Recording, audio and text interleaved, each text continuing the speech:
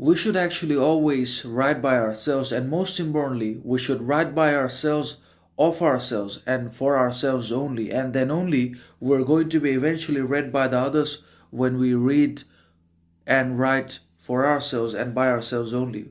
We should also write with our own blood, and we must do all these things and fulfill all of these conditions that we've just mentioned and discussed if we want to be ultimately and eventually great, relevant, significant, and read by the maximum majorities of people around the world, just like all the philosophers actually wrote for themselves. They never wrote for the others. They wrote what they saw, experienced, observed in their lives on the basis of their critical faculties, talents, skill, knowledge, intelligence, character. They wrote obviously because they wanted to write about their critical thoughts and whatever they were seeing and experiencing around themselves. They wrote down the injustice, evil, inequality, discrimination, and all of the bad things they saw, not only from the human nature, but also from politics, governments, and chosen, elected, trusted leaders, politicians, and they wrote all that. But eventually, they became popular, they became famous, they were read,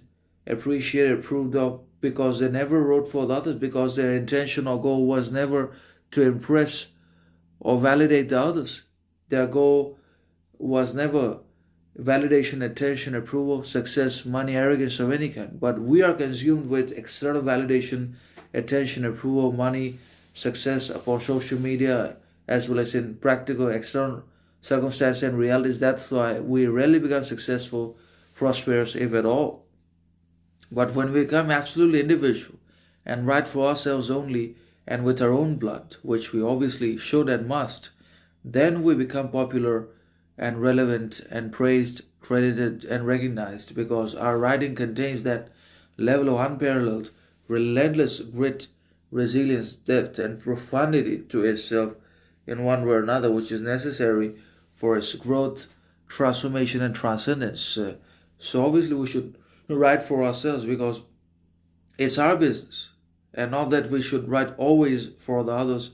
Because if we cannot write for ourselves, then we do not have experiences, observations, critical thoughts either.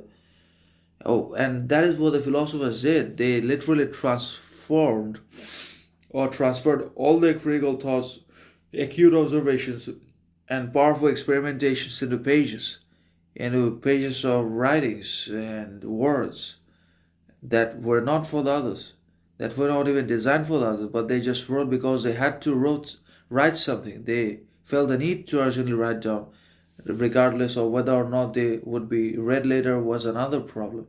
They never were really